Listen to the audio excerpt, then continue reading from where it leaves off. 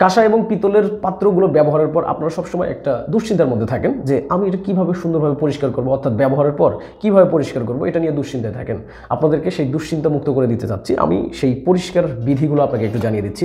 যেমন এই খুব সুন্দর আলবাকি শপের যেমন স্পেশাল প্লেটটি রয়েছে, আপনি এটা ব্যবহার করলেন, ব্যবহার করার পর এখন ভাবছেন যে এটাতে দাগ পড়ে যাবে নাকি, কীভাবে পরিষ্কার করবো, সেটা সংশয়।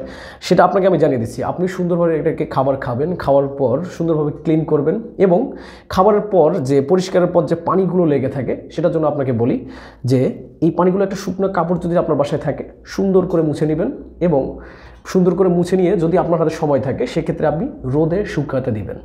রোদে শুকাতে দিলে হবে কি, তখন আপনার যত্নটা একটু বেশি হবে এবং চকচকেটা বাড়বে। আপনি জানেন যে এই পাত্রগুলো ব্যবহার যতদিন আপনি ব্যবহার করবেন, যত বেশি ব্যবহার করবেন তত চকচকে হবে, কিন্তু এটা হচ্ছে আপনার ব্যবহারের উপর এবং আপনার যত্নের উপর ডিপেন্ড করবে।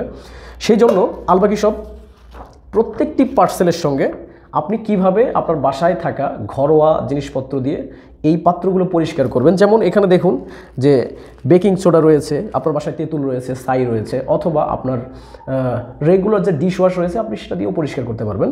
এখানে বিস্তারিত তথ্য দেওয়া আছে যেটা আপনাকে অনেক সহযোগিতা করবে। আপনি প্রত্যেকটা পার্সেলের সঙ্গে এরকম ইনফরমেশন একটি পেপার পেয়ে যাবেন, যেটা দেখে আপনি আপনার পাত্রগুলোর যত্ন নিতে পারবেন।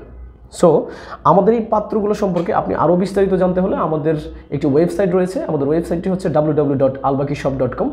এখানে